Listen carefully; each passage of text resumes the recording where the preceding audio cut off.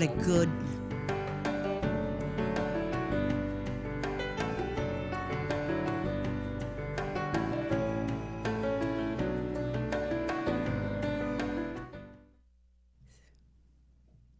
Oh, my God. Here we go.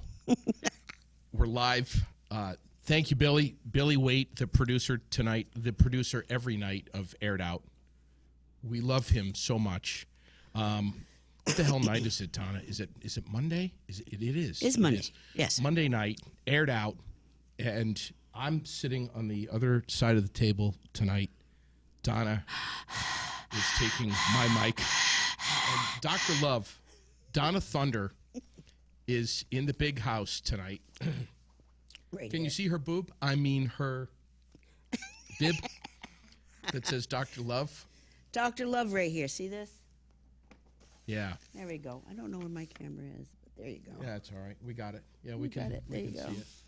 So There you go. thank you for the hot tamales tonight too. I might have to eat some of those as an excuse Yes, to by all means, and I have some not other answer things. all of your questions. Oh my God, Skittles! Oh wow. Do you know? I'm not joking. If you give Lily one Skittle, forget it. She'd be zooming around the room? She's literally crazy. We have Yes. a small trampoline I in the believe it. house. She will go freaking horseshit. One Skittle. I had a brownie sundae last night, which I usually don't have, and we were playing rummy. Oh yeah. Halfway through that rummy game, I could not sit still. I'm like, come on, come on, come on. God. Oh my God. Hey, Yeah. Wayne Warner's watching tonight. Hi, Wayne. We love you, Wayne. We do. He's cooking up some Twaincaster. some turbo twang. Turbo Twang. He's cooking up some Tony's pizza tonight, Oh, my God. and He autographed my box. so what he's doing right now is he's cooking Tony's pizza and he's smoking. He's chain smoking and eating Tony's pizza. I didn't know he smoked. He's such a Smokes health like nut. he smokes like a chimney. Well, let's start this Yeah, off. let's start. So Donna, basically, here's how it's working tonight. Donna Thunder Moran, Correct. right here from, do we say Barry, Williamstown? Where do we say? Barry. From Barry. Originally a Chelsonian, Chelsea girl. All right, a Chelsonian. Is interviewing me tonight. This was something that I had you on the show. I don't know when. It was a while ago. We were horseshitting around, and you said, I want to know about you. and I think I said, well, let's do it on the show, and you said that's a great idea. I'm going to hold you to it. I was kind of half joking. So now tonight, let's get to it. Take it away. So you're interviewing me, Yes. so I don't get to ask you any questions. Well, you can if you want to, but it's about you. Okay. And first, because Can we do a disclaimer at all? Is it? No, go ahead. disclaimer, you already signed that. Go ahead. Remember before you came in the room. That's right. So, where were you born? Let's start right at the beginning. So I was born in Hartford, Connecticut. Wow, I didn't see that coming. Yeah, born in Hartford, Connecticut, and yeah, in should I say my the year? Yeah. Because then that would say how old I am and everything. How old are you? 1970. Oh my Born in God. 70, right after Woodstock. Well, good for you. Yeah. Right after. Yeah. I won't tell you mine. But speaking of that, You got and it. your mama, I'm so sorry you lost your mom this year. Yeah, And your dad's still with us, he is. Yeah. but he's holding on, as many are at his age and in his situation. Yeah. He's 88. He has dementia, and he's here in a local nursing home right here in Central Vermont. Now, did you go on to college? I did. I went to two different colleges. I went to Castleton in 19. Oh God, do I have to drop years? I guess I No, do. you don't have to drop years. I went to Castleton. Did you? I wish you could have gone when I was there. When were you there? When you were born. Are you kidding? 1971. Really? Yeah. I went to Castleton in 89. Did you go to Champlain Business after? Negative. No. Where'd you go? I went to I got an associate's in journalism, and then I went on to Central Connecticut State University and got a bachelor in mass media communications. Now, have you always, from a young age, been involved with the community like what you have in your life today? No, that that was something that when I started working at Froggy, What year was that? 2000. 2000. I was doing the jazz show on WDEV for a couple of years at night in Waterbury, and I lived right close by, so I would walk. I lived like 200 or 300 yards away from WDEV, so I'd walk to the station, which was so awesome during snowstorms. And I'd go upstairs and I'd put the headphones on. I'd do my jazz show, and after a couple dinner jazz, and I loved it. I love jazz. I grew up listening to jazz. That's all I listened to with my mom as just a kid. We'd have the big hi-fi stereo and the shag rug and the Oh my God. and the Ella Fitzgerald and Tony Bennett going all the time, big band, all that stuff. So I did the jazz show till midnight, and I would shut the station down off the air after the national anthem. And I'd get my bag, lock the door, walk home, and those were some of the best years that I had in radio. Looking back, it probably didn't seem that when you were in it, but hindsight seems to be 2020. Oh, I think hindsight's always 2020. It's 2020, good or bad 2020. But after a couple of years, I can't remember how I found out, but I found out I heard a rumor that there was going to be a country station starting in Barrie, and that it was going to be called Froggy. So I reached out to them and got an interview, and I went up there and I interviewed with them, with the then owner. They've changed owners so many times, but the guy that started it was Ken Barlow. Yes.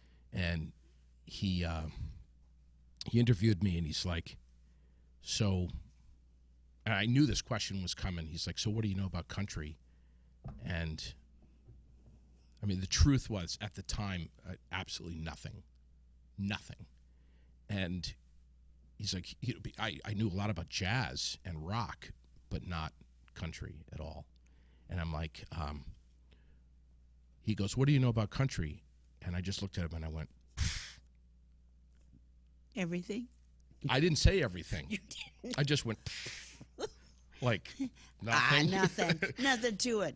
And, he's like, so you're doing the jazz show? And I'm like, yeah. And he's like, well, we're looking for a morning guy on this country station. I was like, oh my God, that would be incredible. And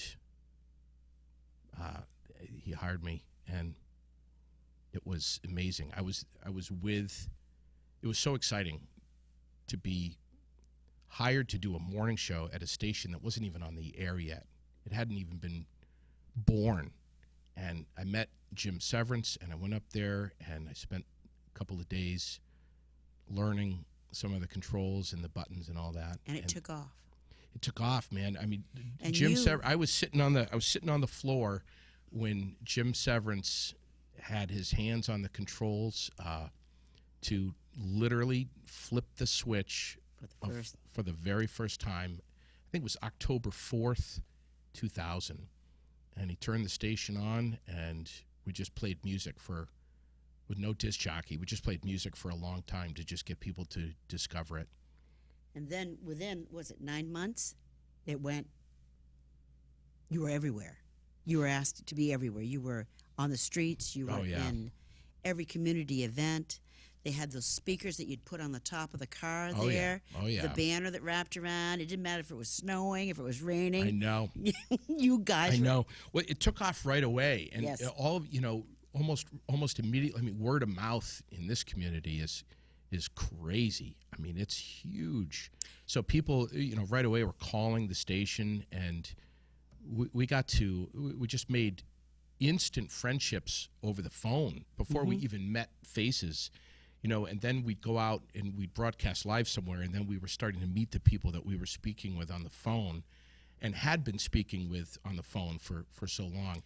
And then, from there, it just, it's a community radio station, and if you're going to be a real community radio station, you got to be dialed in tight to what's going on. What not only what's going on, but different benefits and fundraisers and things. And one of the first things that we did as a radio station was there was this little girl, I think her name was Caitlin Beatty, from Williamstown, and she passed away from cancer. And we had a Vast was having an event at the Moose in Williamstown. Oh my God! And they were doing they were doing a demo day. They had snowmobiles there, and we were broadcasting live. And I met Caitlin. I met this little girl, and I think she was 9 years old, and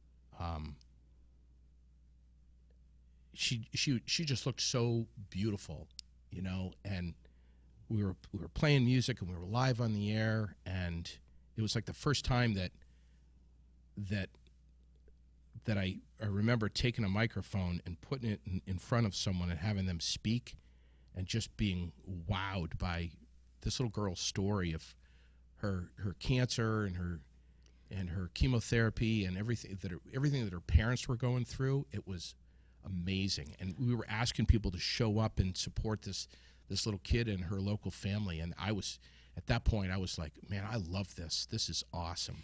I think that's one of the things that when I was reaching out to the community and asking them about you and about what you've given to the community, your actions, it's not like a painting that needs to be signed. You find such glory in that transaction between the person and your soul. And for a minute, the rest of the world disappears. Sure. And it's about you and the person that you're talking to. That's right. And I've had many people reach out to me and say that. And it was my experience. It was my experience just then as you were sharing about the young girl. Yeah. Isn't that to me is like, that's a power greater than us. Yeah. Whatever that might be.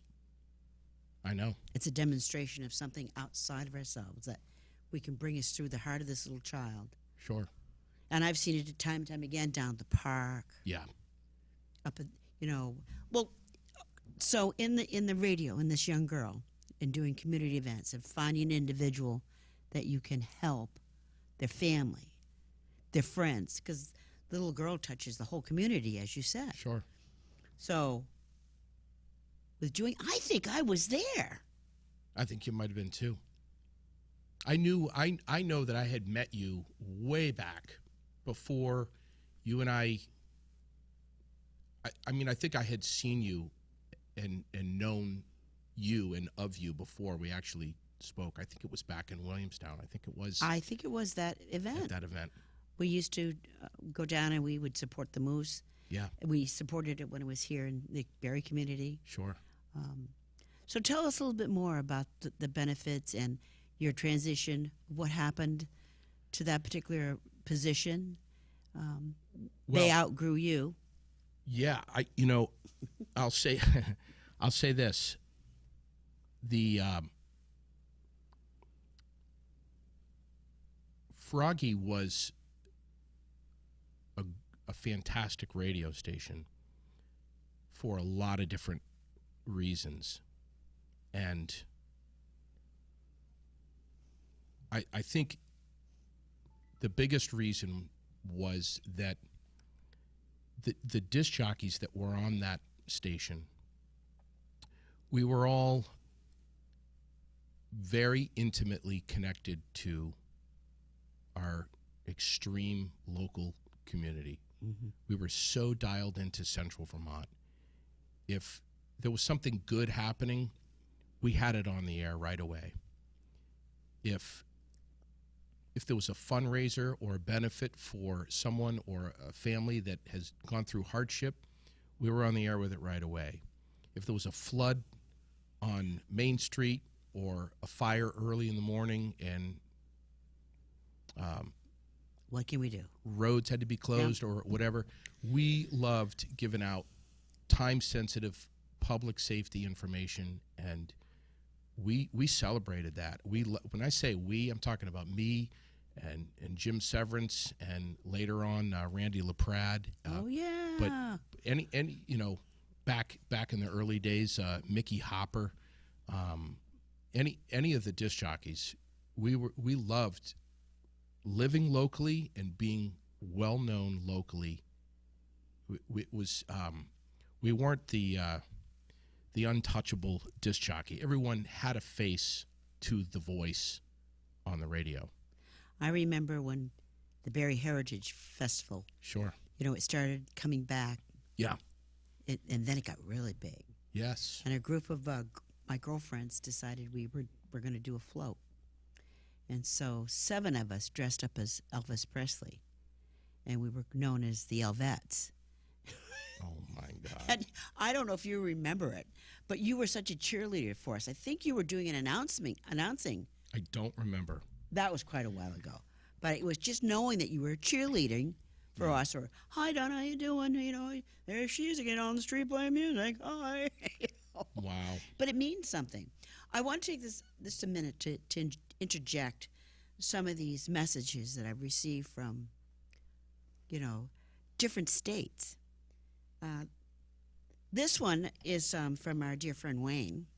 Wayne Warner. Wayne Warner. Oh, you got a message from Wayne Warner already? Yes. Oh, boy. It says, ask him about a ride that he and I took Oh, my God. to a school bus on my tour bus one day. That is the day that I became a fan of J.D. Green. Do you remember? I do. First of all, is it something you want to repeat? Well, yeah, sure. First of all, I thought that the ride that he was talking about was the ride when he stole the Froggy truck. Is that right? I know Wayne, I know how hard right? he's laughing right now.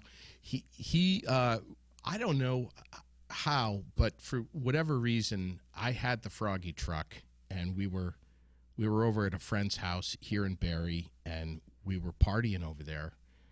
And Wayne was there with a couple of his friends, and I had a few friends there, and we were having a good old time. And I came out at the end of the night, and the Froggy van was gone. Oh, Lord. And Wayne had taken it. Wayne had taken it, and he had taken some people. He had like 5 or 6 people in the van with him. Jed and G, and I'm pretty sure Sherilyn. But anyway, they stole the Froggy truck, and they were driving around Barrie like at 1 o'clock. No, at like 1 o'clock in the morning, like crazy. I mean, like too fast, like zipping around, And anyway, but that's not what Wayne's talking about. So I honestly, I could write a damn book about the stories that came out of Froggy over 16 years. And I think that might be your 3rd book. Man, it's... Just to footnote that, speaking of that, your first book is what? Beyond the Dog. Beyond the Dog. The second book? Title? Aired Out. Yeah. So the listeners out there, these will eventually hit the publishers. Will they? Yes. Yes, they will. Yes, you've got a story to tell, and by all means, tell it, right? Well, I think most of the... If I were to write a book about 16 years at Froggy, which sounds like a long time, but it really wasn't. It went so fast. Most of the book would be about the friendships and the relationships that I made through working at that radio station. By far, the single greatest thing that came out of me and Froggy was the friendships that I made by light years. I met Sherilyn through Froggy. Is that how you met her? Absolutely. Therefore, Lily has come out of Froggy. Wayne Warner, Jamie Lee Thurston, you, Tim Brick. I mean, I could I could write So I could write literally hundreds of really, really good people that are not just listeners, but just have become friends. And I could tell you stories about some of them that have literally been family to me. to me, this is another message from Wayne. To me, JD set a standard behind the mic and raised the bar. His passion for his community and his understanding the power that the microphone gives him to use for good is a magnetic draw to his soul. That he does not see or use in an egotistical way or in any way. He is easy to love, and I sure do love him. Wayne. Wow. Wayne's right. This microphone is a real powerful tool. There's no doubt about it. You can hang yourself with it, and you can also do a lot of good with it. Yes. I think I've done a little bit of both over the years, especially with the podcast. I think I've hung myself more than anything else. But thank you, Wayne. God, I love that guy. He's Isn't he? He's amazing. But so the relationships, Wayne's asking about the bus ride. Yes. And I have another fellow here that I think you'd like to hear from. There are. Want a hot mic? No, I'm good on the hot tamales. There are, I don't know, maybe 10 individuals with a various disability, whatever it may be. But there's a few that have Down syndrome, and over the years, especially the first 10 years of Froggy, every now and then I would get a mom or a caregiver or someone that would bring a child or a young adult with Down syndrome up to the studios to meet me. And I'm just right now as I'm sitting here, I'm thinking of like 4 or 5 that are jumping out at me. I can visually see them pulling up in the car, looking through the studio glass, knowing that they were going to be there a certain time, seeing them pull up and get out of the car. And it was awesome for me to see that they were so wowed by coming into the studio and seeing what they listened to. Mm-hmm. And I mean, even Mike McGaskill, who's one of my sponsors, who owns his own carpentry business, his mom brought him up there when he was like 6 years old.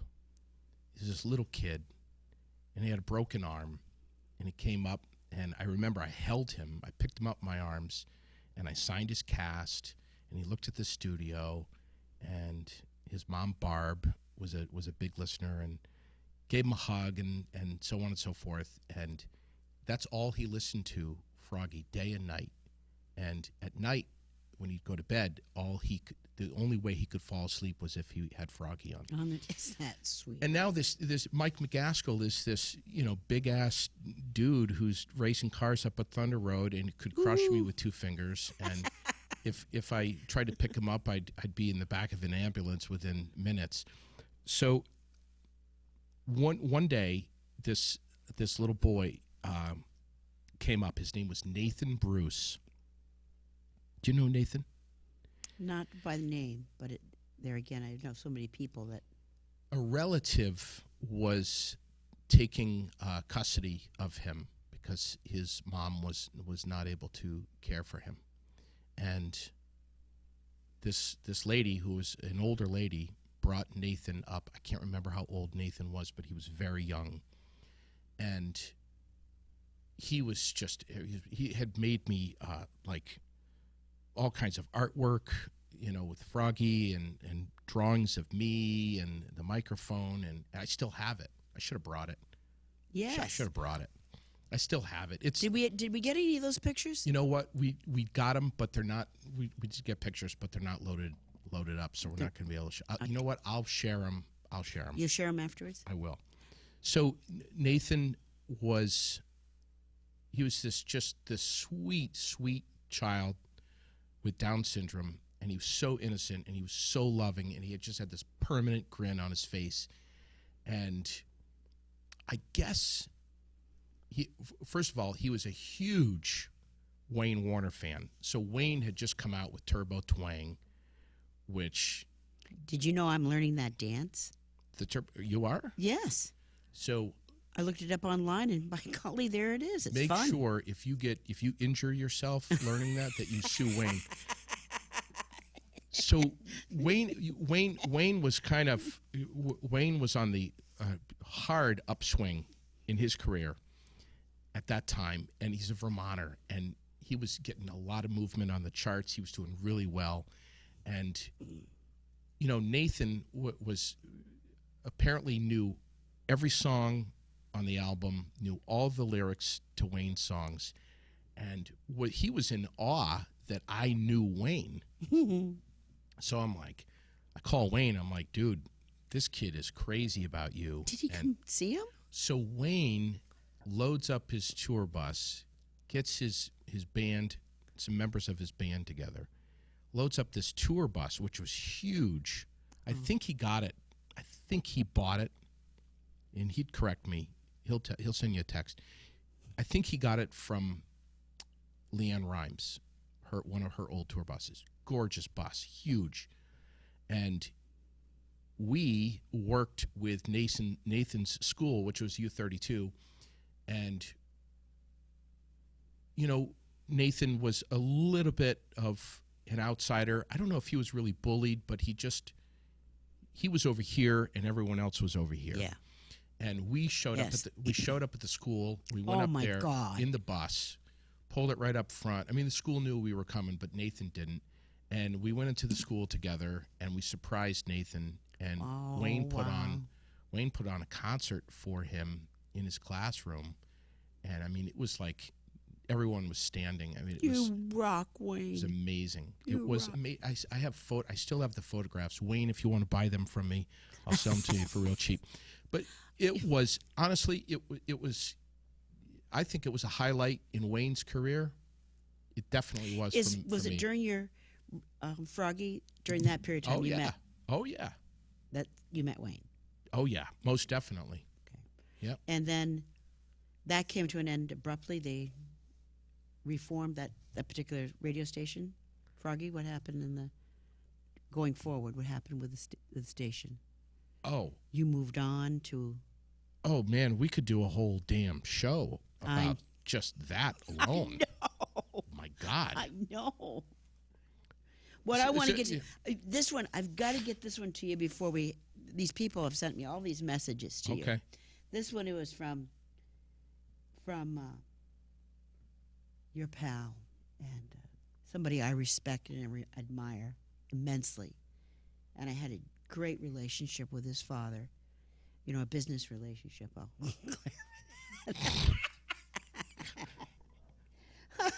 But I loved him. Dr. Love. Dr. Love. Anyway. Chicka, wow. Oh, yeah, darn right. You think the horizon looks far from your point. You wait till you get to my age. From Jamie Lee. Really? JD, not only is he an amazingly kind, thoughtful, and gracious person, he's still my favorite personality to do an interview with ever. And I am proud to call him my friend. Cool. I love that guy. Tim Brick popped in. Let's see if I can find him. This isn't like an obituary or anything, is it? He couldn't make it. He's giving some lessons tonight. Tim Brick gives some lessons. But no, these people, when I reached out and I said, you're always on this side. Yeah. It's nice to know that all these people, I think that they care about you. But for them to take I care time, about these guys more than I could ever sit here and find words for. I know. Sherry, I had a conversation with Sherry. I love Sherry Lamberton. So she says, Billy, my producer, is Sherry Lamberton's grandson. yes. And she was so complimentary and so grateful that you not only gave him an opportunity to do what he loves to do and maybe what he was meant to do, but also I know her as Jessie Anderson. Oh, yeah, Jessie. That you wrapped your arms around her and invited her into the music world. Oh, God. And held her in support when she was so nervous. Yeah. What an incredible... And that she was like 7 years old, something like that. Yes. And now she's this amazing woman, mom of 2, I think. Incredible singer. Oh. Gorgeous, gorgeous. And she's my cousin's daughter. Didn't know that. Yeah. And Sherry helped with her in her teenage years. I mean, it was just stunning to have her take Jess and bring her out on shows, and you could go see her in the park and take her to the Moose and any of Sherry's shows. I honestly, if I could type out what I think of Sherry Lamberton, it would take me an hour to sit and read it. But she footnoted. She says, I love him to pieces. She says, but I'm not afraid to throw him under the bus either. She's not. No, she's not, and neither should you be. I won't. I don't have anything to do. I'm very careful to make sure that Sherry doesn't have too much dirt on me because she will air it out. She will. Oh, yeah. No fear. Ask Sherry sometime about the night that I took off all my clothes. Oh, but you know what she said? I will. But she said, you look really good in tights. Oh, did she say that? She said that you would show up at her Christmas programs as the elf. Yes. As a Christmas elf. And I said, was he in leotards? Oh yes. Yeah. Candy cane. Candy cane. So, how tights. long your kindness or just to add that little spark into the community, how long it carries on and on and on and on. We had some Project good times. Independence. Yeah. What a relationship with. Oh, they're amazing. Isn't yes. One of my presenting sponsors now. Yeah. Yes. And I just want to mention, some of your presenting sponsors because that's what you do here. Wouldn't do it without them. I know I'm getting a little bit off topic as far as, your change in radio careers and jumping right into what you're doing now as a main occupation and what you're doing here on the side, your involvement with someday getting your books done. Because I do really encourage you. You have something that people need to hear, not only on the airwaves. Someday I'm going to have it in Braille because that's where I'm going. I don't care as long as I can, have the story. Yeah. That's, I got to want it. And I want to hear your story. And with that being said, reaching out to the musicians, like, with me, I didn't start till late in life. I knew one chord on the guitar, and I played with a capo, and everybody looked at me cross-eyed, like, who the hell is she? Where the hell did she come from? But I was like a fly. I just kept buzzing around. They couldn't swat me away. Good for you. I just kept coming back. Good for you. But I never had that feeling with you. When you'd see me up to the nursing home. Yeah. You embraced me. I can't believe, Donna, that you're not getting paid for this. Why are you here? Yeah. And I think you know the answer because you do the same thing. Yeah. A couple of weeks ago, we needed some we had a glitch in the schedule. We needed somebody immediately to come up to the nursing home, do some entertaining. we were caught off guard, and I called you, and I'm like, Donna, I need you up here with your guitar in 10 minutes, not 9. And you came up there. 10 minutes. And you were here in with my buddy Billy. With Billy Carroll. With yes. Billy. And the two of you just, oh, man, you just went through the doors and hit the ground running, and were entertaining everybody. And we ended up down in your owl exhibit did show. Yes. So we went down to the memory. Yes, Wing 2. Yeah. Wing 2. And you know what? They love you. They were down. They come out, and their nose and their foreheads are nearly on the toes. Yeah. And you don't think that anything is getting through. Then all of a sudden you see a toe going up and down. Oh, yeah. Finger and tapping. You feel and that one lady, she pops right out. You coming back? Oh, yeah. Well, next time, bring some in. Yep. I'm like, well, I don't know about that. So fast. So we did the radio. That ended. Yeah. And then you moved into, did you take some time off? What happened there? No. So first off, the bottom line, and it's much longer, detailed story. I had to get out of Froggy because for a lot of different reasons, a lot. But I think one of the biggest ones was that I could feel, and we were all talking about it. We, meaning the disc jockeys, we're all talking about that this industry is starting to consolidate. Technology is starting to really get some momentum. So is that sort of like the robo? It's more computer software that's allowing a disc jockey to not be live. So it's allowing a disc jockey to come in, pre-record their voice into the song, out of the song, into the song, out of the song, into the song, before the commercial break, into the weather, out of the weather, quick. So in other words, you just come in, you put some headphones on, and it's called voice tracking, and you could just pre-record just your voice parts, and so and then it would just load into the computer. So if a disc jockey is on the air from 10 in the morning until 3 in the afternoon, it would take that disc jockey maybe 45 minutes to record his voice parts. Oh, wow. And then unplug the headphones, walk out of the studio. Oh, boy. So instead of standing in the studio or staying in the studio for the duration of that time and really, truly being live, we could see a trend. We could see that this is where the industry was going, and that it was in the big markets, but now it was coming into small market radio, and the writing was on the wall. We all were like, okay, well, this is making our lives, the disc jockeys' lives, a little easier.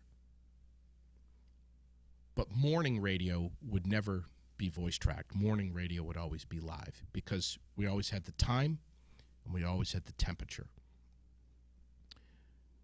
Rarely are you going to hear time and temperature on when you're voice tracked.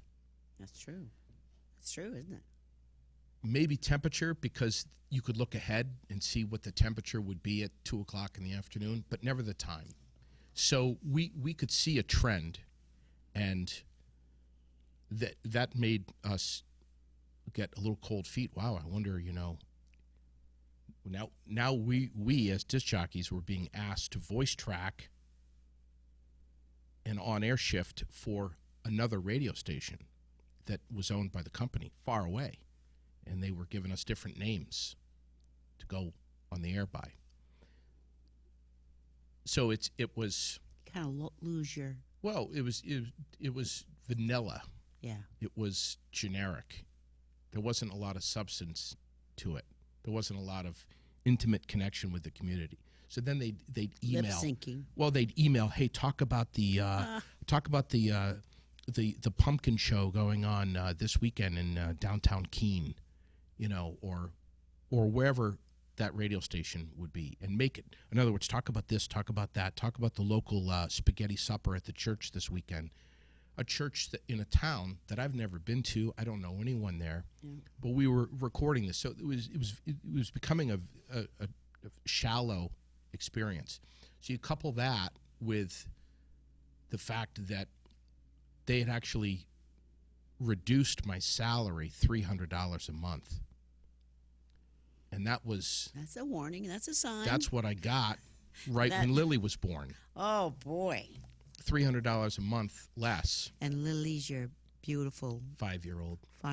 Yeah. Who I got to meet up at, what is it, the big hotel up by for Hootie Hoo. Oh, the memorial. Doubletree. Doubletree. Oh, so, it's like $300 less. And I stayed on for 2 more years. And I'm like, you know what? I've been here for 16 years, and I've never got a raise. And the last 2 years of it, I was getting $300 less. It's kind of hurts your spirit. Well, here's the other thing: is the new manager that was up there. Not a clue as to understanding the relationship that I had with the community. Yeah. Just would sit here and tell you all day that he did, but he really didn't understand. And I was like, the tide's high, man. This is the time to jump. And at the time, Radio Vermont reached out to me. They said, we got a morning slot at 101 The One. We want to give it to you, and here's what we're going to pay you. And it was a lot more than Froggy. And off you went. And off I went. I had to. I just had to. I just want to note the time. We have to do this again because there's still so much more. What time do we get to go to? Time. What time do we get to go to? It's only it's only 20 after 6. So what time do we get to go to? We'll go to probably 6:45 or so. Oh, good. Or whenever the hell Billy pulls the wire out of the wall. Is this true? Is this true? How many? I'm just interjecting a little bit of something here that was given to me. In your partner is from England? Yes, Sherilyn's from England. And on their calendar, they have 13 months. Oh, my God. You've been talking to Sherilyn? No. Is this true? This is true. This is true. Billy's making some noise in there. Billy's getting upset. Now tell me, and is it true that you didn't talk to her for 2 weeks? Oh boy! When she you got the skinny. So here's the thing, okay? Here's the thing. Who is she? Sherilyn Williams is my love, and we've been through whatever, good, bad, you name it. We've been through the ugly and the glory. Yes, Sherilyn moved from England. A week after she came to the United States, she got a job offer at Froggy as the traffic director, not automobile traffic, but commercial traffic, which is a horrible job. Mm-hmm. The radio station had been going through so much it's such a shitty job that the radio station was going through turnover like crazy. They couldn't keep anybody. They'd bring somebody in as a traffic director. They'd last a week or two, and then they'd quit. Then they were just constantly plugging the hole with their finger and trying to hire someone new. And it's a shitty job. So Sherilyn comes in as traffic director. And, it's like every couple of weeks I'd look and there'd be a new person in that chair when you first walk in the building. I'm like, oh, here we go again. Another one, another flop, another person that's going to last a couple of weeks. So it's like, I'm going, you know me, I'm going 100 miles an hour. I'm always, coming in, I got all these bags and holy shit, I'm late. Coming.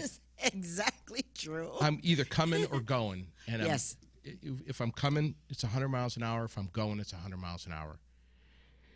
And I come through the door every day. Yeah. And there were a couple times where I'd be like, wow, that's a pretty girl. She's not going to last. And so, for me, it wasn't like a condescending thing, but for me, it was like, why bother, She's just going to leave. She's just going to leave. So why bother, You didn't get her number. I didn't get her number. And why bother just trying to, And you didn't work her. I did not work her. not then. Not then. Man, she had this pair of pink. Eyes. No, she had these pink blue jeans that I used to love so much. Anyway, so she, after like 2 weeks, she was there, and I noticed that she had an accent, and I could hear a little bit of the accent. I'm like, oh, it's like some Czechoslovakian dumbass, Indian, Australian chick who doesn't know From anything, and then so I finally walked up to her, and she was believe it or not, shy and quiet. I finally walked up to her, and I'm like, hey, my name's JD, by the way. I'm the morning guy on Froggy. And she was like, yeah, I know. And I was like, well, what did I say? She's probably sitting in the parking lot right now. She's probably going to walk in here any second. But I think I said something like, you're probably not going to last here, or, you're probably not going to be around too much longer. So it's nice to meet you. And what did I say? Is she texting you right now? No. I can't remember what it was, but it was something like that. And she's like, so I was like, so have a nice day. And I turned around and I walked away. And she's like, have a nice day too. Fuck off. Or it's more like, fuck off. Fuck off. And I was like, Woo. And I stopped and I turned around and I looked at her and she went just like this. She went. And I was like, hot dang. ooh. Kind of like her. Is Brian? Oh, no. You've been talking to Shannon. Oh, my God. This is horrible. Did she ask? Oh, my God. We don't have to go there if you don't want to. Yeah. But we want to know some of the juicy aspects of this little bit of chewing gum we have here. Brian is an alter ego. I was wondering about that. Yes. Is he the one that oh, God. is? I haven't asked. I haven't showed you all my info. I won't go to the entire. I probably won't do Brian tonight just because I don't want to offend anybody. I mean, I really don't. I didn't get this one. I was reading it wrong. I'm down half an eye. So I was reading this one. He's a huge Brazilian fan. So what? You know what Brazilian is? Oh, my God.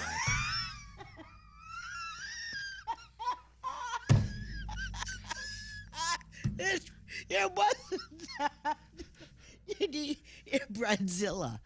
Oh, Bridezilla? Okay. All right. But I was reading it like, what? Did she tell you about the Brazilian? No.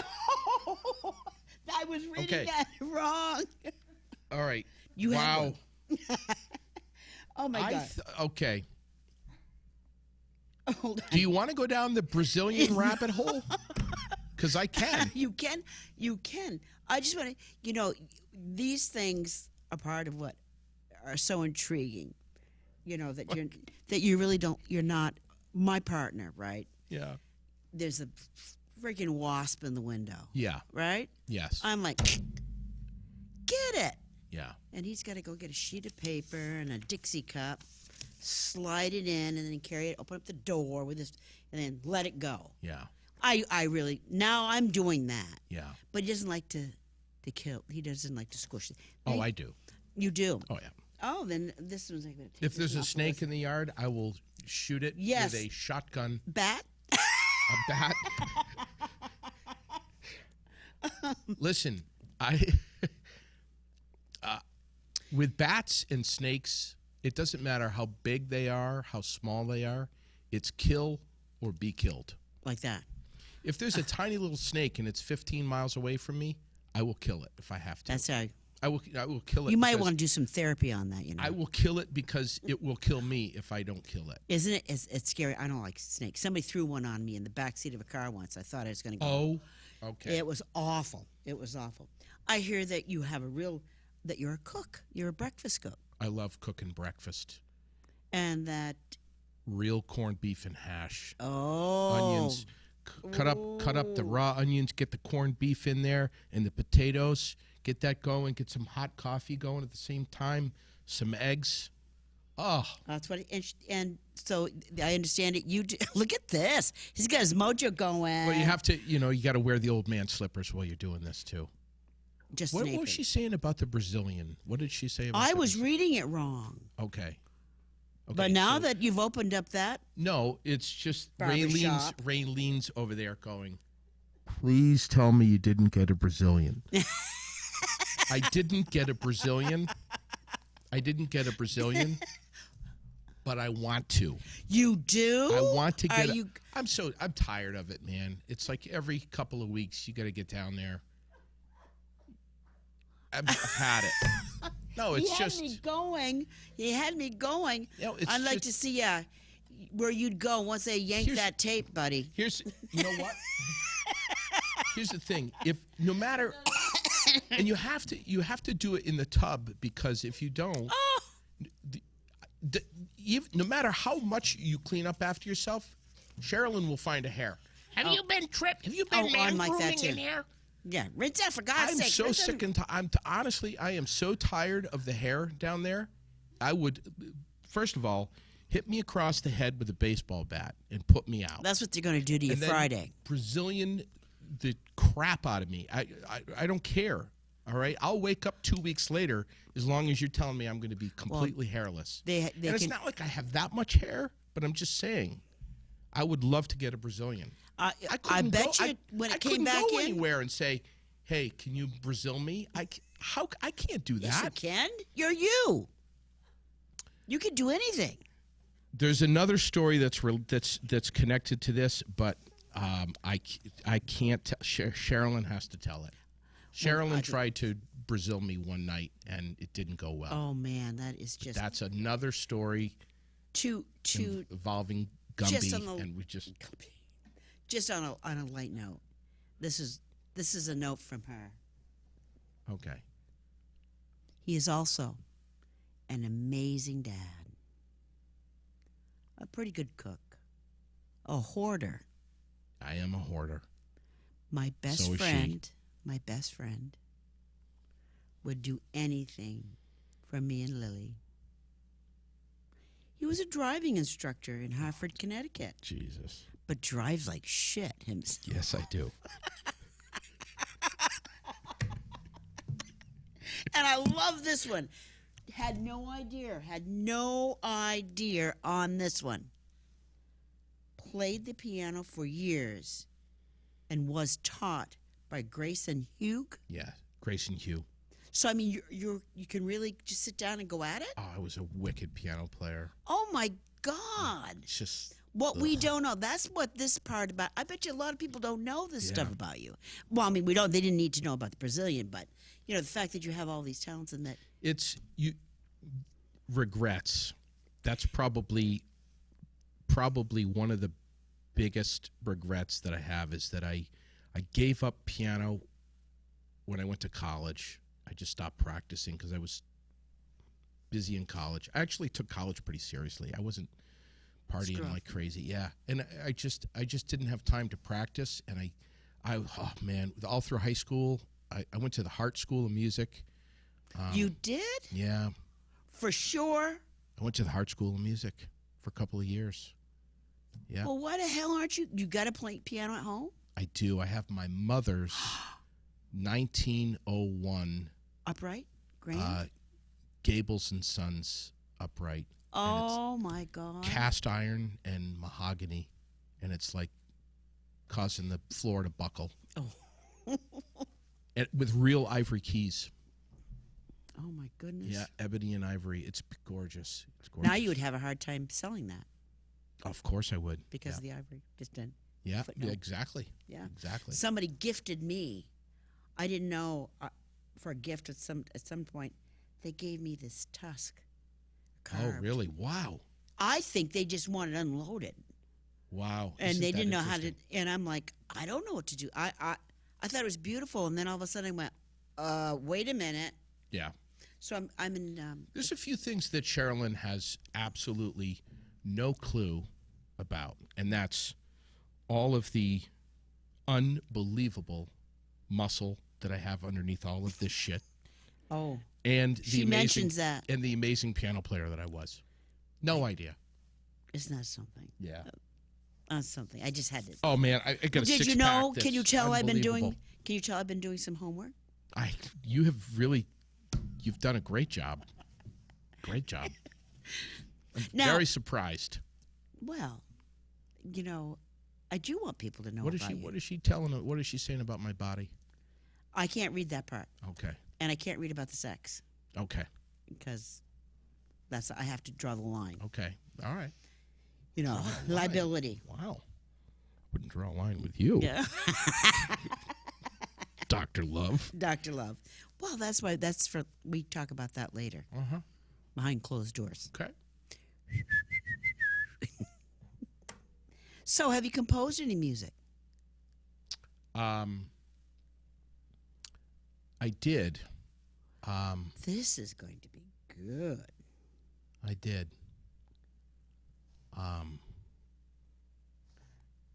Yeah, but yeah. I just want to get Tim Brick. Yeah, you find Tim Brick. Right here. I can't remember. He says, "Please pass along my well wishes to him, and that I've heard Tim. That he's going into surgery. Tell him I miss hanging with him, and hopefully we can hang soon. Won't be able to pop in because he's giving lessons tonight, but his thoughts and his wishes are with you this evening." And isn't this nice that this isn't a solemn occasion to be able to hear this today? It's not a memorial. It's just right. And we get to know a little bit more about you. Yeah. So with that being said, Sherilyn introduced me to Tim Brick, by the way. She did? Yeah, I didn't know who Tim Brick was. She found him. He had just left his. I'll have one of those. He just left he just left his head banging days. Yeah, that's when my son knew him. And he said, "Tim Brick's country?" And I said, "Yeah." Yeah, well, he had just flipped the switch, went to country.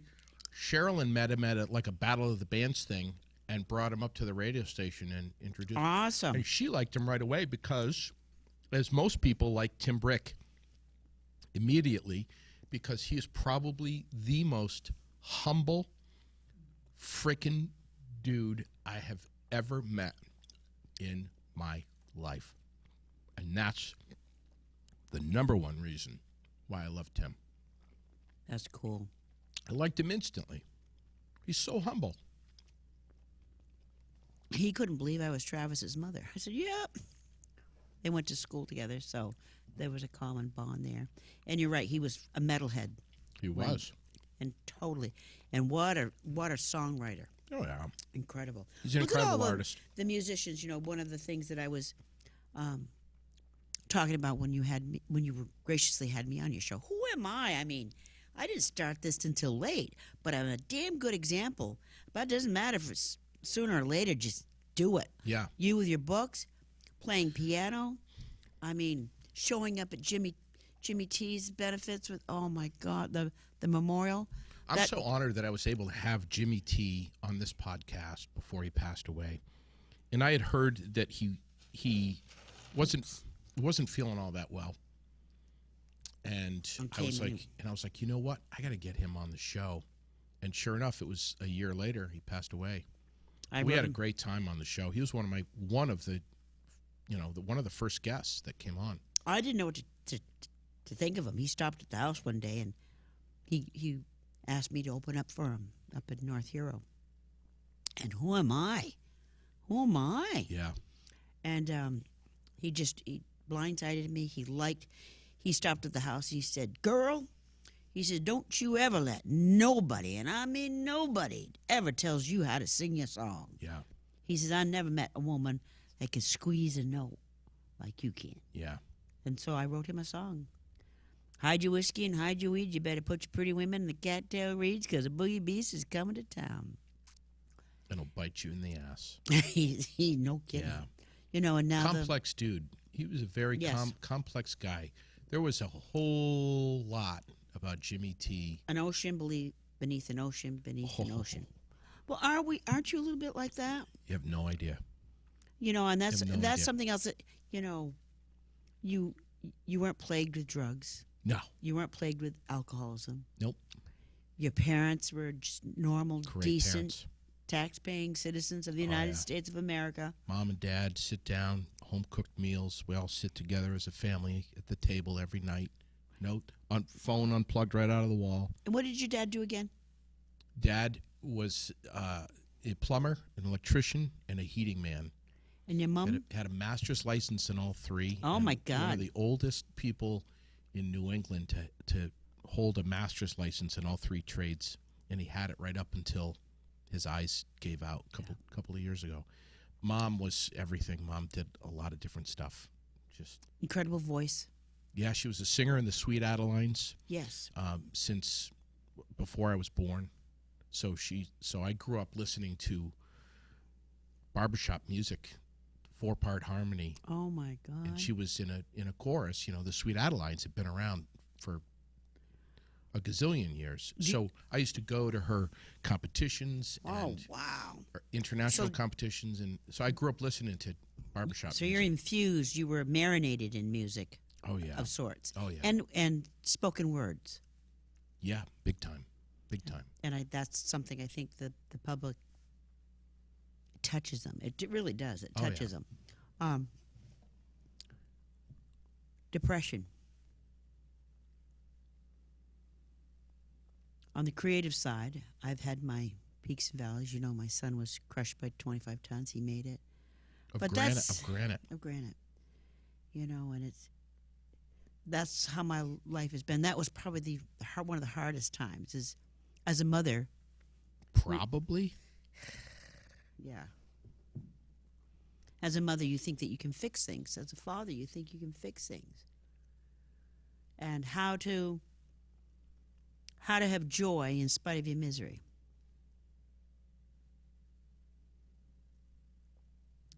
And that I see in spite of if we have depression, which I've had bouts of horrendous depression, I find myself going up to the gardens, the Berry Gardens. I find myself going down to Project Independence. Depending on which wall they're sitting on, you're the homeless in Barrie, the Heading Church on Friday nights. It has been my observation in my life that when I go in and just present myself, I come out not so dark. Yep. And I've seen that you've done that with your life. And I don't know if that's something you want to address. I mean, everybody these days, it's tough. And to pick ourselves up and want to do something for somebody else, like what you're doing for your work now, that's not easy work. But it can be joyful work.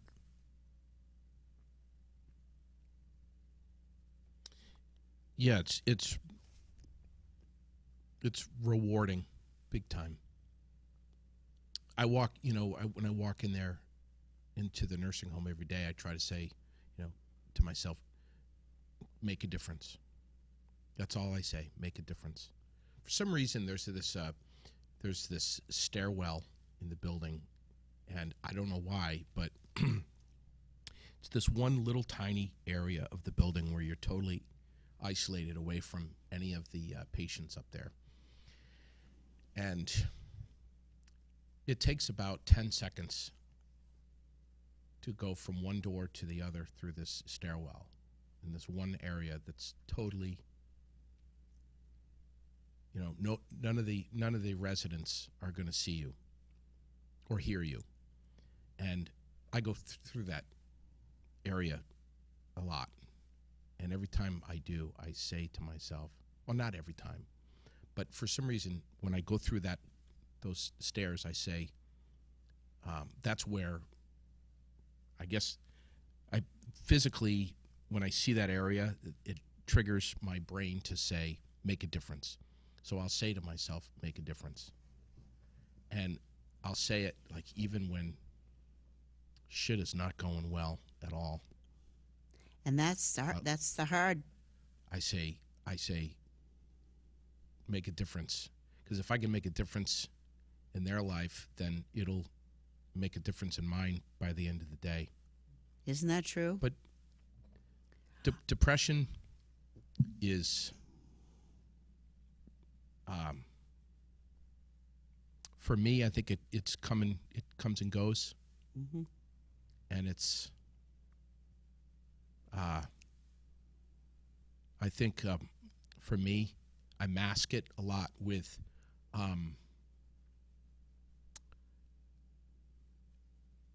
I like to laugh.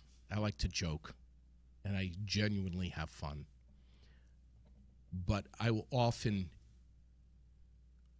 overuse that as, if I can make someone laugh, and that'll cause me to laugh, and then we're all laughing, and that'll make me, forget about some of the other shit. Like right now, at this very minute, things are horrible with my dad. So for me to have an outlet where I can come down, have some fun here, have some laughs, that's good. It helps and Sherilyn has said to me just within the last 2 days, we need to laugh more. We need to laugh more at the house. Mm-hmm. And I just I love to make fun of myself, because if I make someone laugh at me, then I can laugh with them, and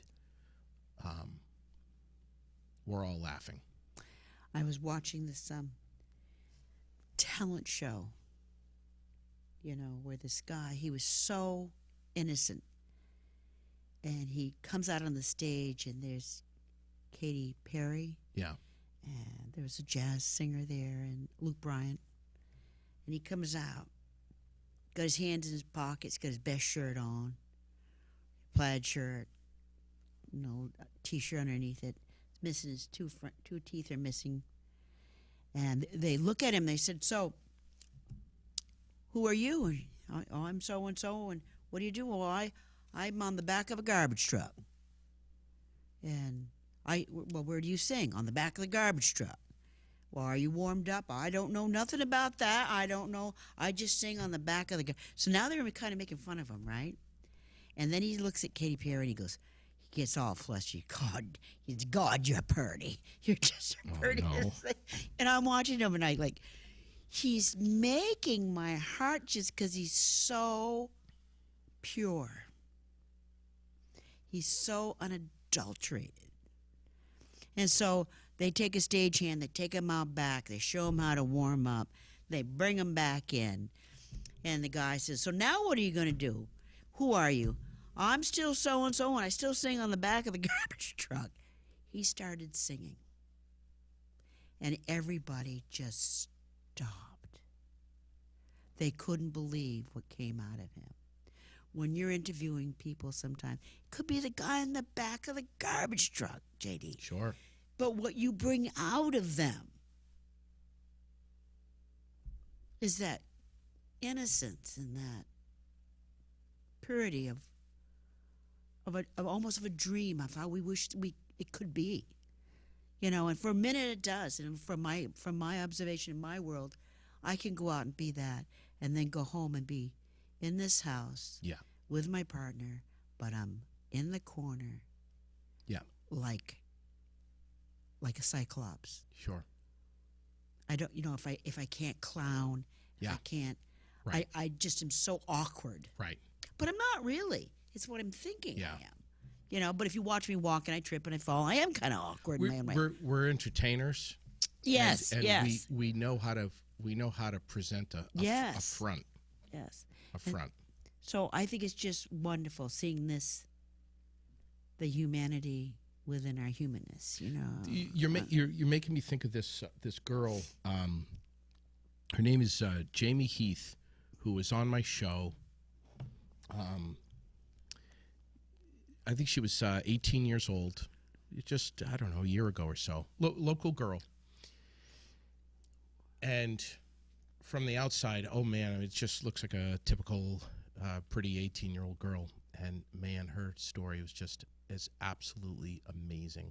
It's one of the podcasts that I did. You should definitely go and watch it. It will blow your mind. She had, I think it was like a stroke. She had a couple of strokes as a young girl, like 11 years old, and like one at 9 and another stroke at like 11, and it like paralyzed half of her body, and just had to have all kinds of surgery and blah blah blah, and huge story. And I'm like, so what do you do? And she's like, I competitively swim. Competitive. I mean, like that, I'm just like, breaststroke and everything. I'm just like, holy shit. I mean, there's a million other things that you might be able to do, but swim? Really? It's amazing, isn't it? There was, I just had, and Raylene knows this, I just had an interview a couple of weeks ago with this lady,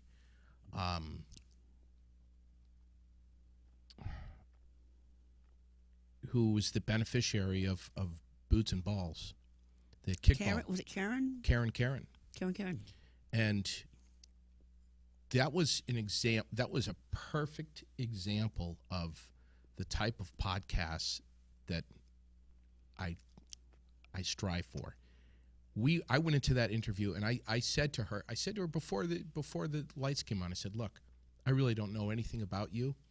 And she started to tell me a little bit. I'm like, stop. I don't even want to know until the show starts. You're the beneficiary of this kickball tournament, this winter co-ed kickball tournament. Fabulous. That's all I know. Fabulous support. Fabulous girls and men that got together on that. Sarah Akers, unreal. Isn't she?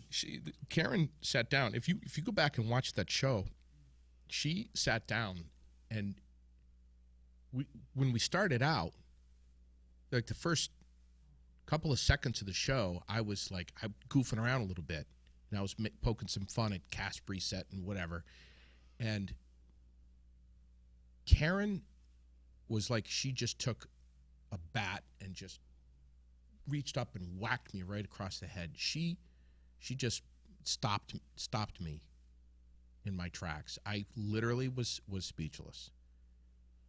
So I will look that up. We just had a friend, of course, my partner's daughter.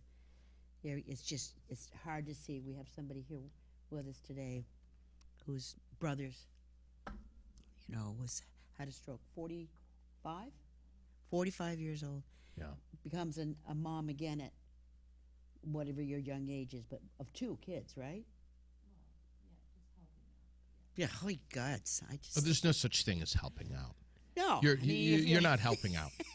You're a mother. Doing it. You're doing it. You're a mother. I know There's no helping out.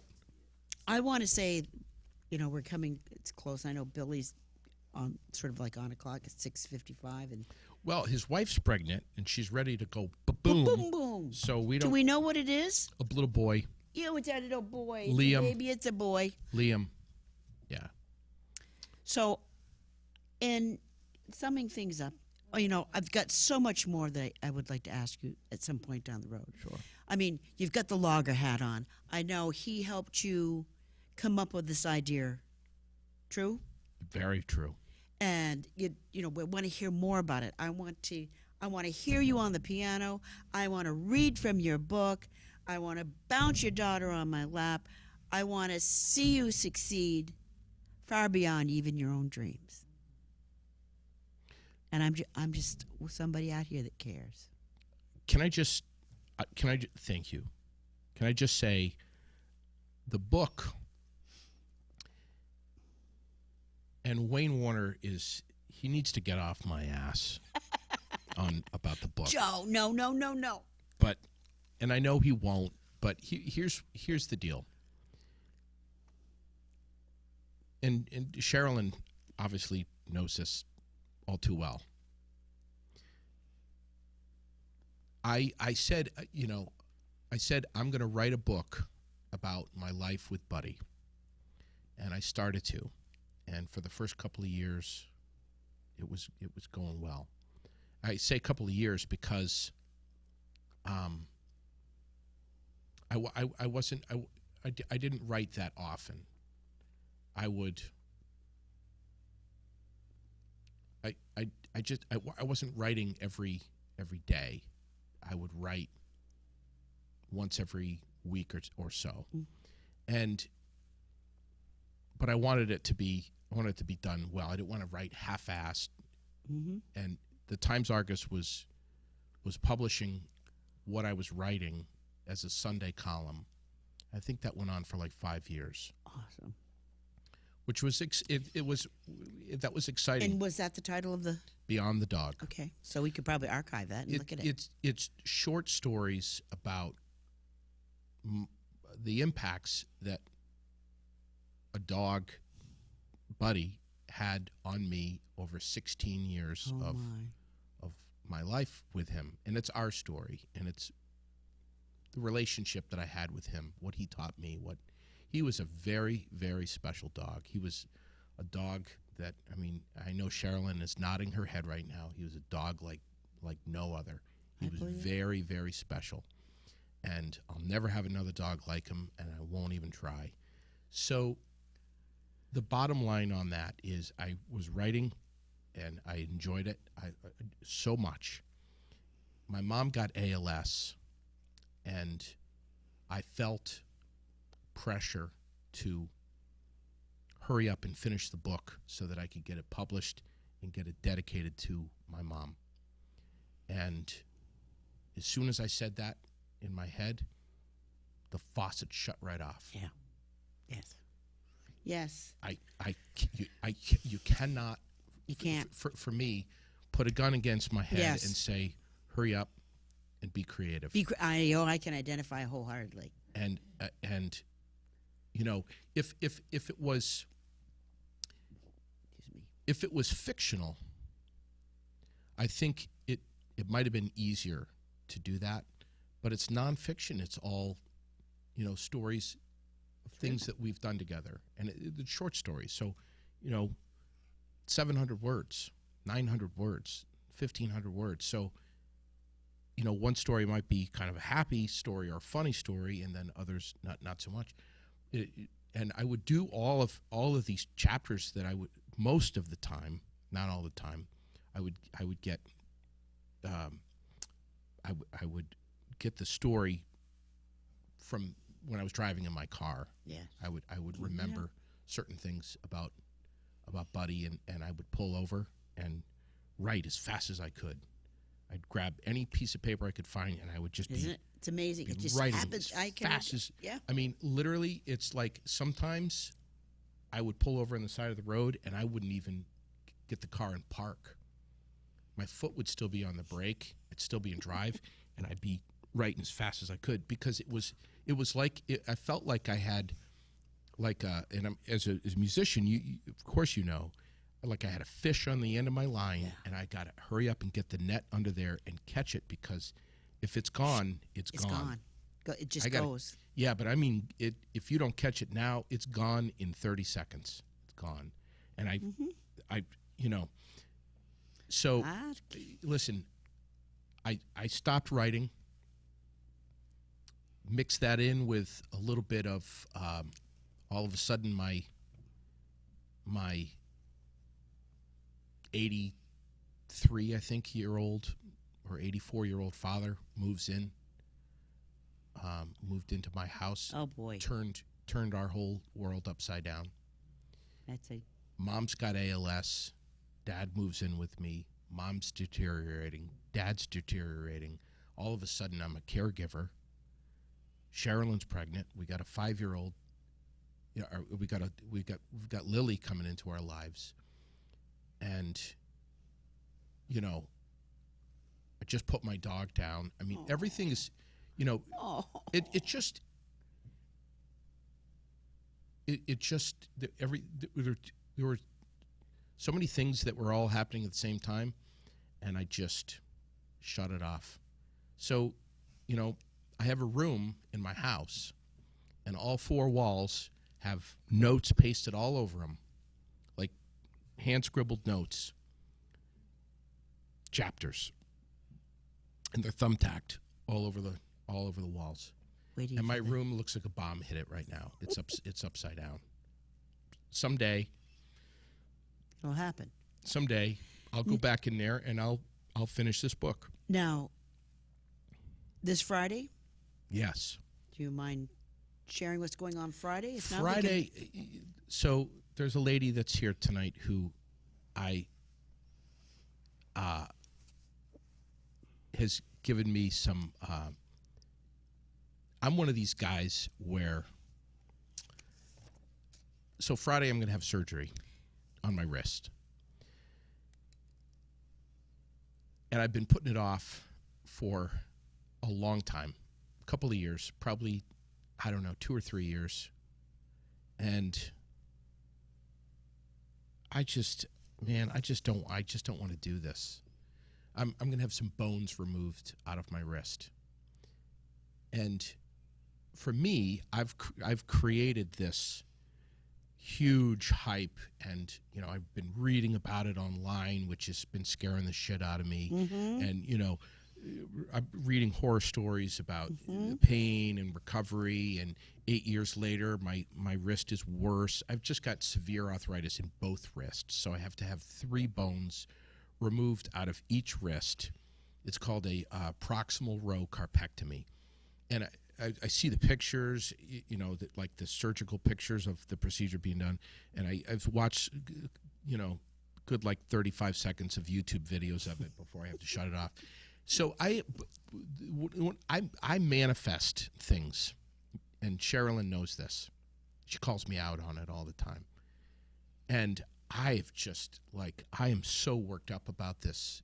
I'm never going to be the same. I'm never going to be able to do this or that. Or I play the congas too. I'm never going to be able to play the congas. I want to learn how to play the bass guitar. I'm never going to be able to do that. I'm never going to be able to ride my motorcycle again. So I'm like, rah, And I'm kind of a wimp when it comes to pain and all this shit. I hate surgery. I hate this. I hate it. I hate all of it. I hate it. So there's a lady here tonight who's going to be on the show someday when I get my shit together. She's going to take care of you? She has like all of these huge shit show stories that are part of her life. One of them involves, and I'm not going to tell the story, but one of them involves, all of a sudden one day, she basically kind of woke up and realized that she's got to have part of her body amputated. And,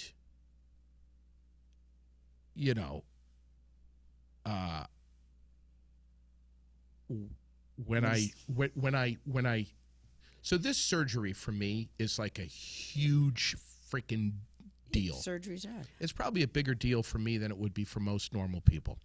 I sent her a text message when I made the decision. That's it. My insurance is good right now. I got to do this now. Sherilyn's been putting pressure on me. Mm-hmm. My mother put pressure on me before she passed away. It was one of the last things that she said before she passed away in September. I think the week leading up to it was, you got to get that surgery. And so I sent a text message to her saying, I think I'm going to do it. I got to do it. And she basically lovingly said, suck it up. Look what I had to go through. No, seriously, look what I had to go through. Look what I'm dealing with. Yeah. Okay. It sucks, but you got to do it. And you know, strangely, it's, you know, at least for me, sometimes some of us, we think about somebody else who's, you know, had it so much worse. And I say to myself, I'm like, oh my God, I got this thing, man. If she had that done, this is nothing. I can do it. My girlfriend her partner was diagnosed with cancer. Well, that's what I'm talking about. I mean, and she had cancer. So I'm like, she went and had her surgery this week, but before it, oh yeah, she had a pool. She had a lymph node pool going on. I'm like, what? Yeah. I was like, no, you can't kid about stuff like that. She says, yeah, I'm taking bets on how many lymph nodes they're going to take out. You want in or do you want out? It's attitude. I said, well, I'll say 17. Yeah. You're wrong. You know, I just couldn't believe that she was even doing that. Yeah, right. And then they had a picture of her, you know. She looks at this picture with all of her girlfriends around her. Mm-hmm. And now that she's had the surgery, mm-hmm. and she's in the river of pain right now, she takes that picture out, and it just changes her for the second. You know, and that's what. And you're going to have a lot of that around you. I think one of my biggest faults is that my attitude, I admit, is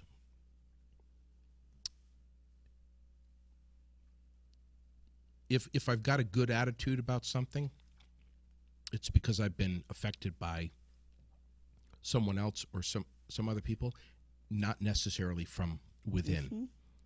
And I wish that it was more within. Is it better than what it used to be? I can have a great attitude for someone else. If they have a problem or they have a sickness or anything, I can have a great attitude for them.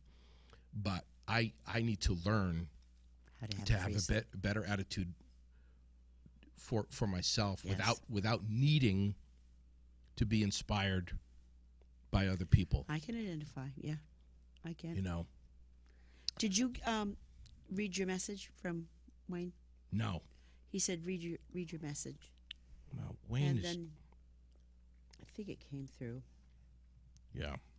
Well, I want to thank Billy Wade out there in the sound room. Billy Wade is about one of the most badass, great, I don't know if I can say kid or young man, young adult. He's soon 22. To be daddy. He's going to be a dad.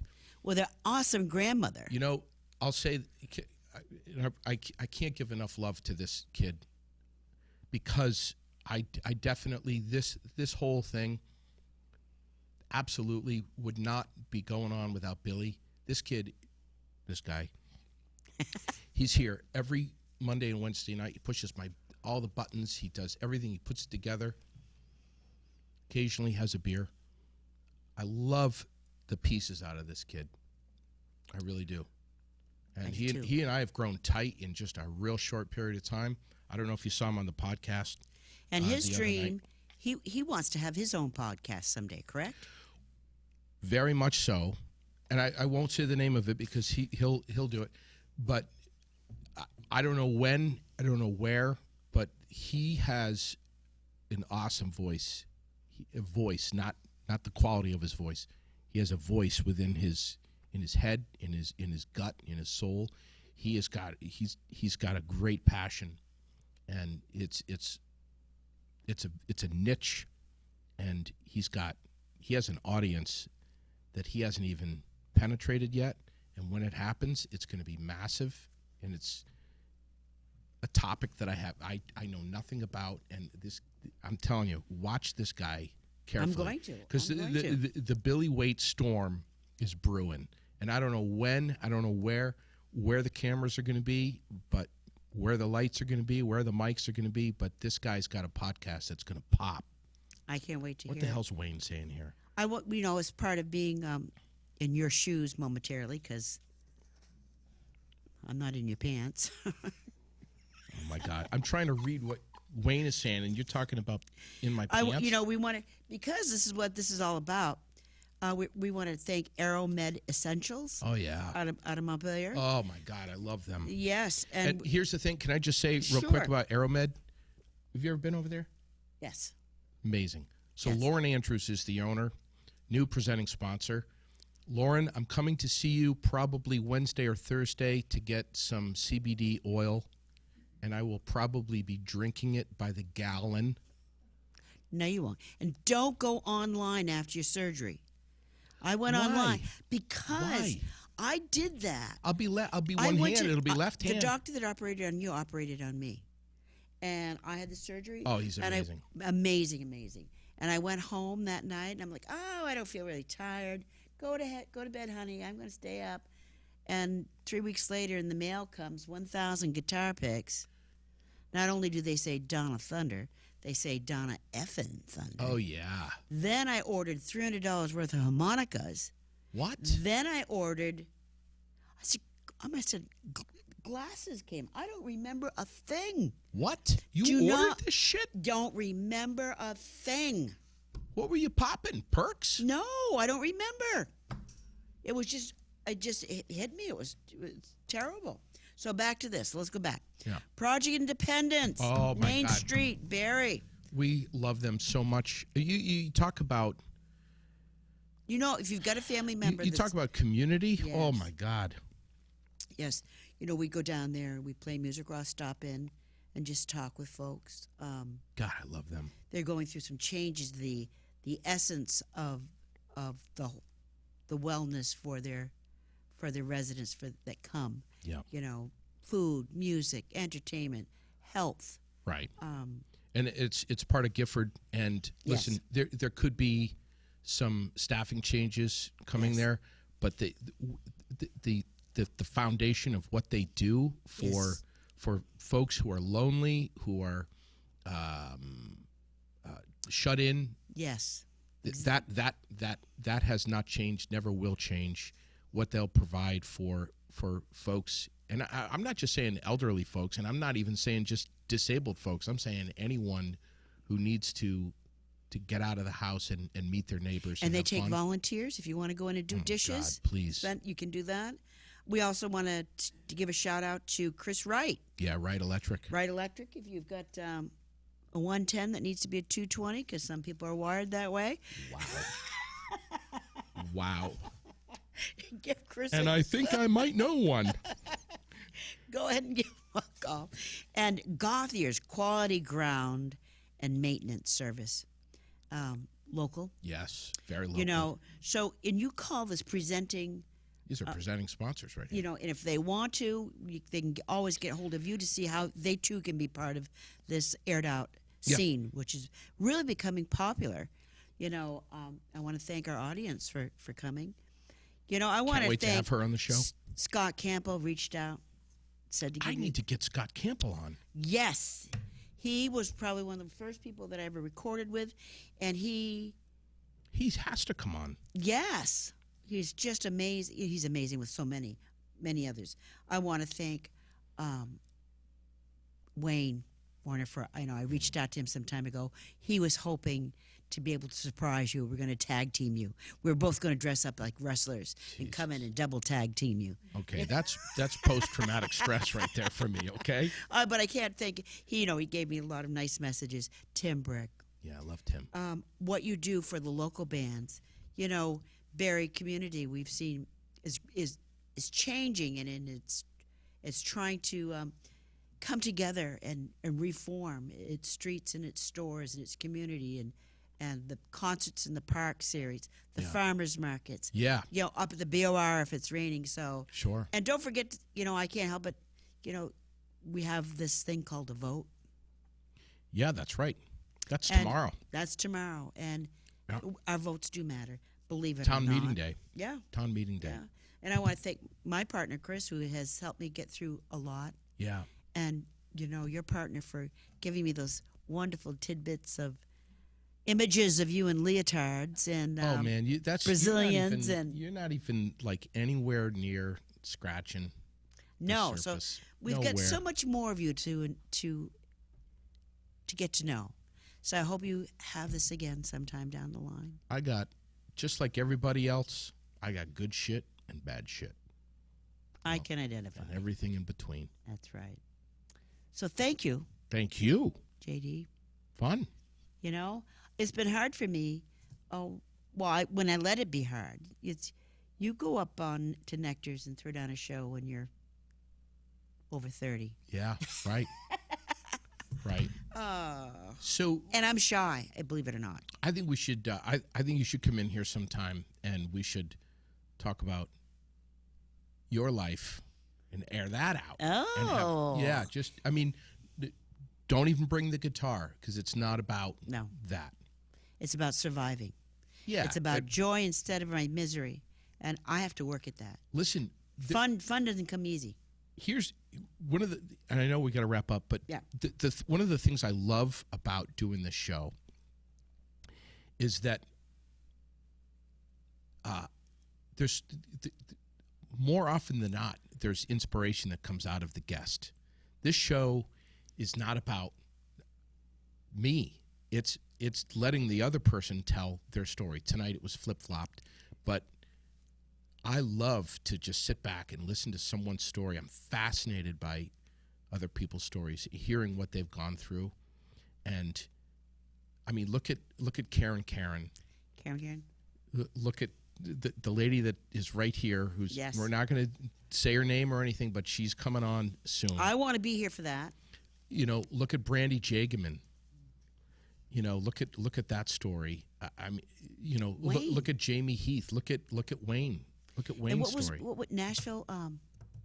Wayne's book, the Nashville book that he just wrote. Yep. That we did. You came in. All right. So now you're burying me in the ground because it's one of those situations where you have I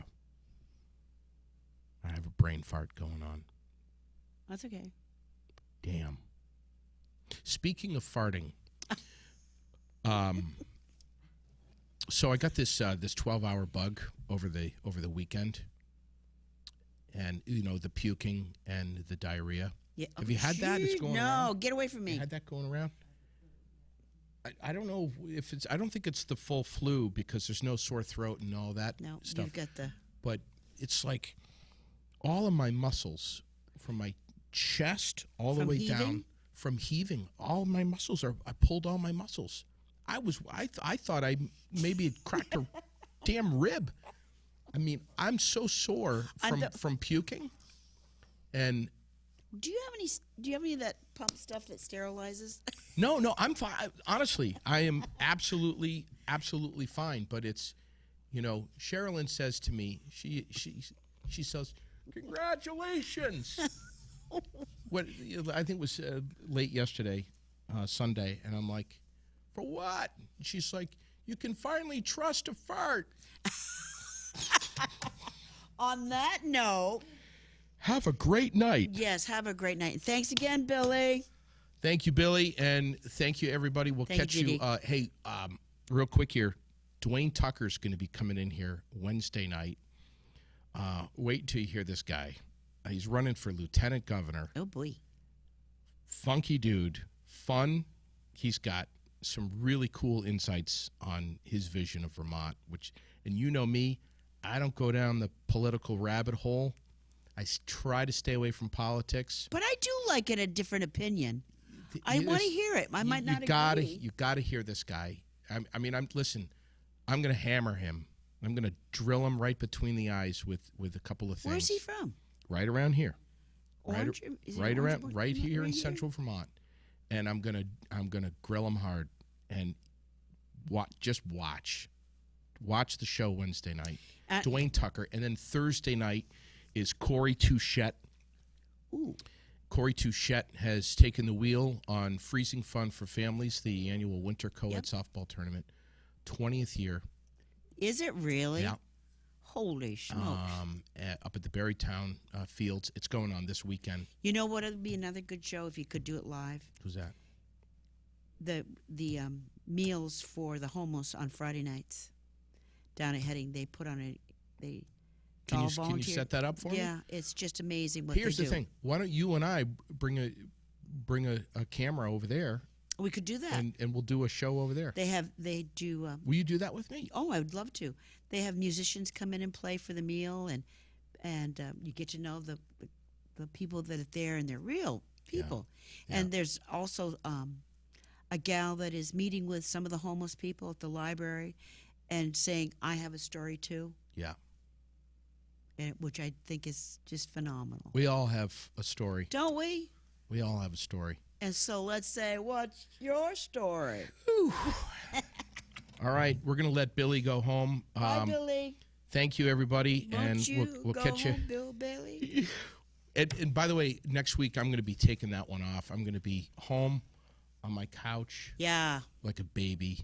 You're going to have like damn 2 nurses. Oh, man, I'm not looking forward to it. But anyway. It's just a rest. It's what they give you, and they pack the way they pack it. I mean, and if you do what they tell you to do with the ibuprofen, the Tylenol. It's not about what they are going to give me. It's about what she's going to give me. Because I have a friend she's got some things that suppositories.